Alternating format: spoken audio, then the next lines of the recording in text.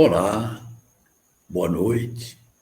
Nosso estudo de espiritualidade e vida de hoje vai abordar uma das questões mais urgentes de nosso tempo.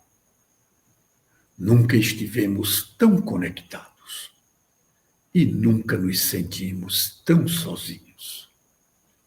Enquanto você assiste a este vídeo, 24% dos adultos no mundo, quase uma em cada 4 pessoas, estão experimentando o que os especialistas chamam de epidemia silenciosa do século XXI. A epidemia de solidão. No Reino Unido, já existe desde 2018 um ministério exclusivo para lidar com essa crise. O Ministério da Solidão. Em outros países, governos apressam-se em formatar políticas públicas que salvem as vítimas do quadro epidêmico de consequências dramáticas, como o aumento do número de suicídios e das mortes solitárias em apartamentos e casas. No Brasil, as estatísticas recentes também fizeram soar as sirenes ante a ameaça que se abate sobre velhos e sobre jovens.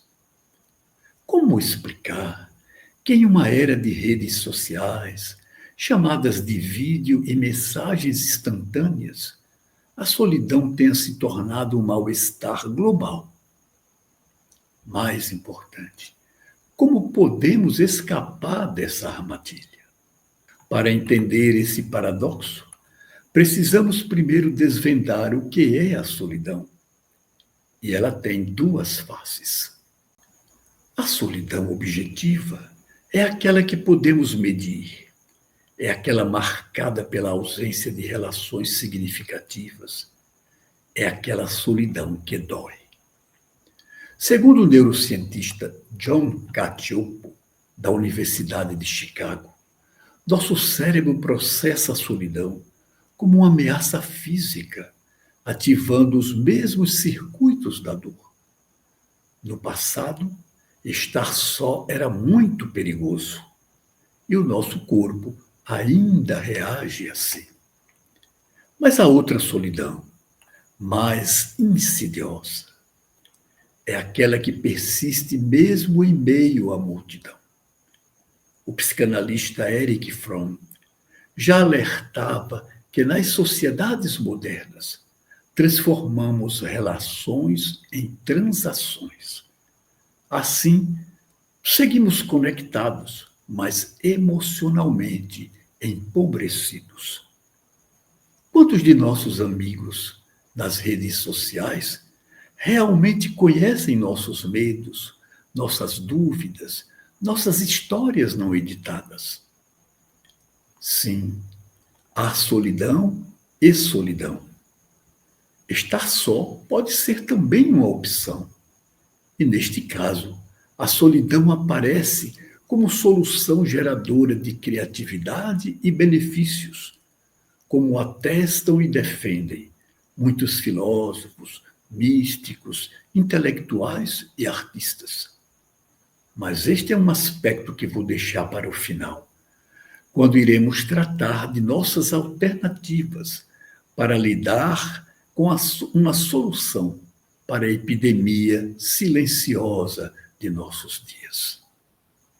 Sigamos então com os dados que chocam e clamam por providências. Os números são alarmantes. Um relatório do Surgeon General dos Estados Unidos, o cirurgião dos Estados Unidos, comparou o impacto da solidão na saúde ao mesmo impacto de fumar 15 cigarros por dia. No Japão, onde em 2024, mais de 64 mil velhinhos morreram solitariamente, jovens estão se trancando em quartos durante anos. São os chamados hikikomori. Aqui no Brasil, 34% dos jovens urbanos relatam solidão crônica, segundo a Fundação Getúlio Vargas, escancarando assim o grande paradoxo. Em toda a história, essa é a geração com mais ferramentas para se conectar. E, no entanto, está se sentindo sozinha, solitária. No caso dos jovens e adultos conectados às redes, a cientista social Sherry Turkle, do MIT, nos Estados Unidos, tem uma explicação perturbadora. As redes sociais nos dão a ilusão de companhia, sem as demandas da amizade real.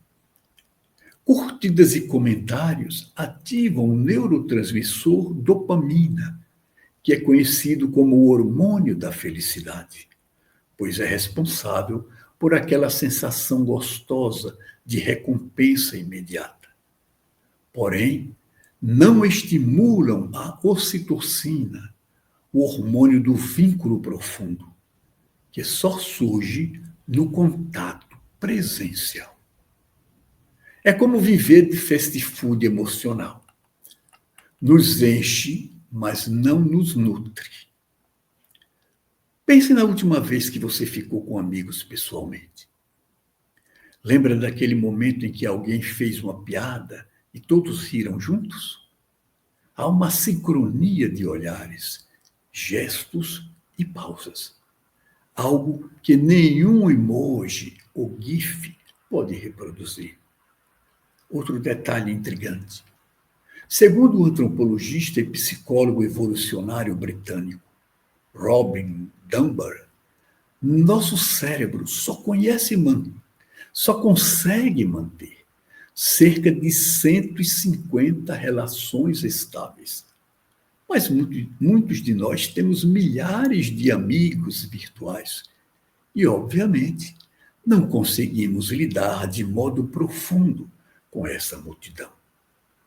Parece que fomos convencidos a trocar qualidade por quantidade. Aristóteles já dizia há 2.400 anos: o homem é um animal social.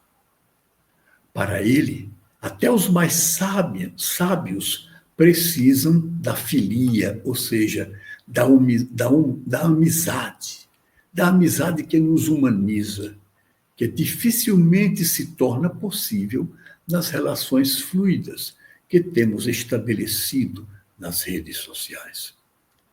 O filósofo coreano Byung-Chul Han nos alerta: vivemos na sociedade do cansaço, onde a hiperconexão nos isola em bolhas de iguais.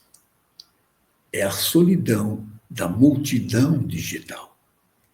E isso explica por que, após horas rolando o feed ali no Instagram, no TikTok, muitos de nós nos sentimos apenas vazios.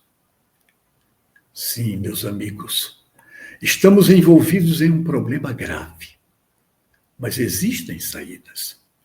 E elas começam com pequenas revoluções cotidianas. Que tal transformar 10 minutos de redes sociais em uma ligação para alguém que você ama? Que tal frequentar espaços reais, desde cafés até centros comunitários? Que tal experimentar o minimalismo digital que o estudioso Cal Newport, escritor e professor de ciência da computação da Universidade Georgetown, propõe? Usar a tecnologia como ferramenta, não como muleta emocional. O filósofo austro-israelense Martin Buber, também conhecido como filósofo do diálogo, nos deixou um ensinamento simples, porém profundo. Toda a vida real é encontro. No mundo de monólogos digitais, talvez a cura para a solidão esteja justamente aí, em corajosamente transformarmos eu em nós. O que você acha?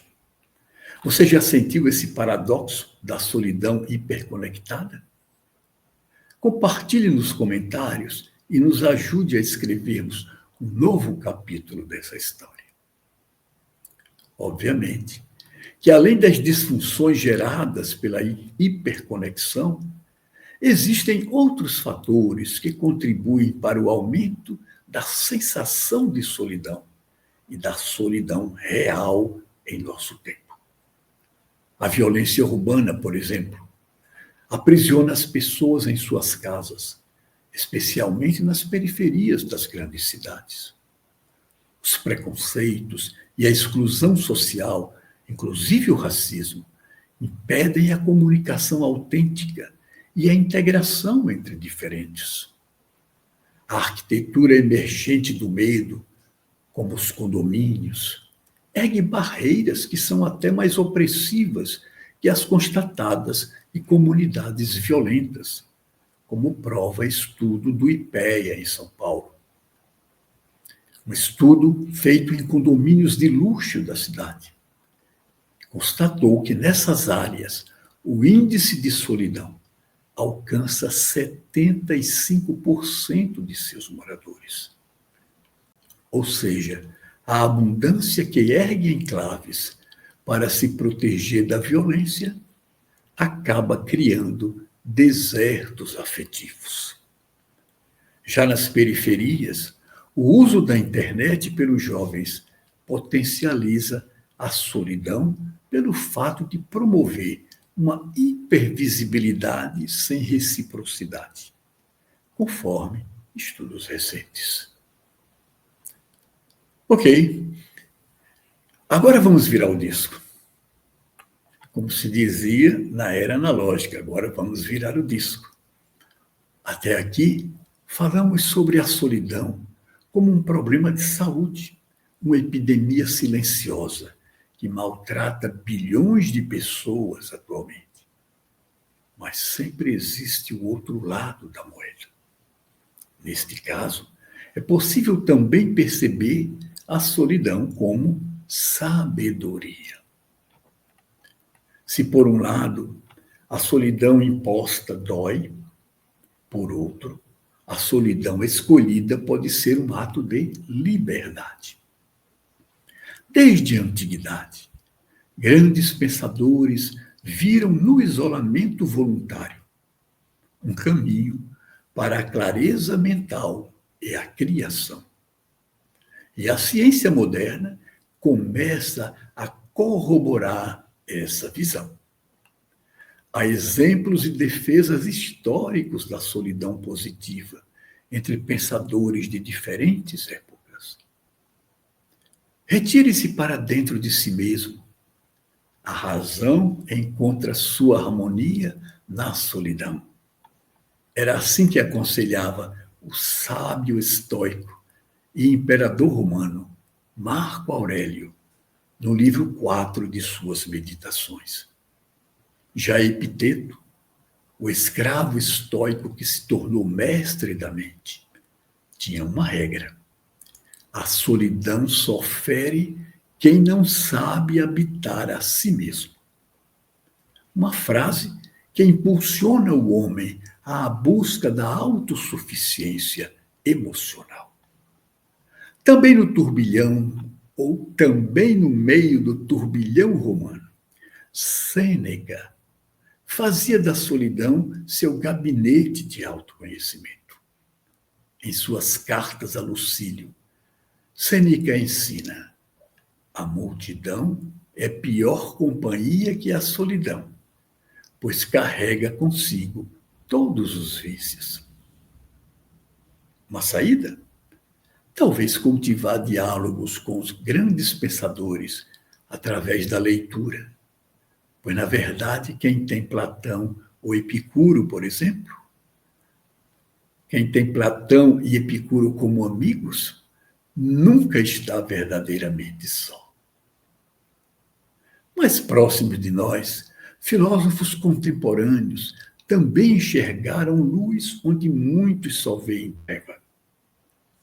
Kierkegaard via a solidão não como um vazio, mas como a sala de audiências com o Eterno.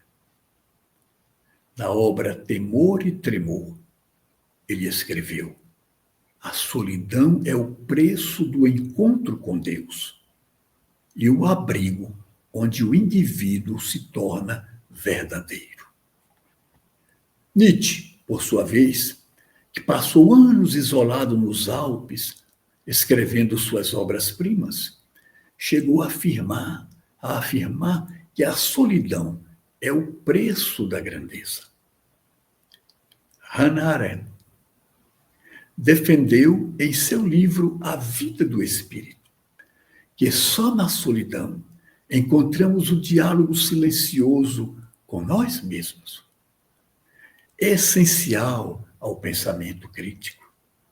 E Simone Weil ensinou que quem aprende a habitar a própria solidão descobre a solidão dos outros.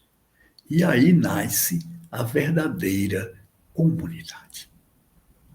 Até Byung-Chul Han, aquele crítico, né, do neoliberalismo e da hiperconexão, diferencia a solidão negativa, imposta pelo sistema, pela cultura, da solidão profunda, escolhida pelo próprio indivíduo para criar e também para resistir ao ruído social e à frivolidade. A solidão é a morada da verdade, diz Byung-Chul Han. É dispensável falar do valor que, desde a antiguidade, os grandes místicos e mestres espirituais atribuem à solidão para a realização do ofício espiritual e o mergulho na essência do ser. Dos antigos Vedas até Buda, dos gurus indianos a Jesus de Nazaré, todos eles praticaram a reclusão, intensiva ou eventual, para buscar inspiração e recarregar as baterias da alma. Mas e a ciência? O que nos diz a ciência sobre a solidão voluntária? Estudo publicado pela revista científica Nature Human Behavior, em 2021, informou que o cérebro, em estado de solitude, ativa a chamada rede em modo padrão, isto é, as áreas ligadas à introspecção e à memória, que são cruciais para o autoconhecimento. Outro estudo, publicado pela Harvard Business Review, em 2022, demonstrou que pessoas que praticam solidão voluntária, por exemplo, fazendo retiros de silêncio, como aqueles da série que foi realizada pelos Sapiens durante 15 anos, quando submetidas a testes especializados, mostraram criatividade 27% acima dos demais avaliados e uma capacidade para resolver problemas complexos 15% superior à dos que não costumam praticar algum tipo de isolamento. Vale lembrar que Steve Jobs, o gênio da Apple, refugiava-se em retiros de silêncio antes de tomar decisões criativas e audaciosas. E assim, não foi por acaso que em 2023 o mercado mundial de retiros de silêncio cresceu 40%. Aliás, neste mesmo ano, 2023, um estudo publicado na revista Positive Psychology mostrou que a simples disciplina de passar apenas 1 hora por dia em tranquilidade e sem usar dispositivos de comunicação é o suficiente para que o índice de bem-estar emocional de uma pessoa aumente 33%. Já a sensação de solidão pode ser reduzida em 22%, apenas com 30 minutos de leitura filosófica diária. Não é interessante? Pois é, a vida é surpreendente. A mesma solidão que, quando involuntária, nos adoece, pode, quando escolhida, ser o laboratório onde reinventamos a nós mesmos. Mas talvez agora você esteja se perguntando: e como poderemos distinguir a solidão saudável da solidão nociva? A resposta pode estar nesses 3 pilares em forma de perguntas. Primeiro, controle. Você está só, não foi abandonado, não é? Segundo, propósito. Você está usando o tempo para reflexão, criação? Não está apenas rolando feeds no Instagram, não é? Terceiro, temporariedade. Você sabe que pode voltar ao convívio quando quiser?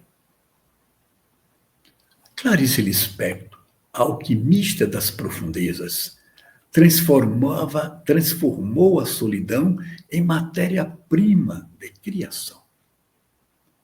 Em seu livro Água Viva, ela confessou: estou sozinha comigo. E isso não é solidão, é meu reino.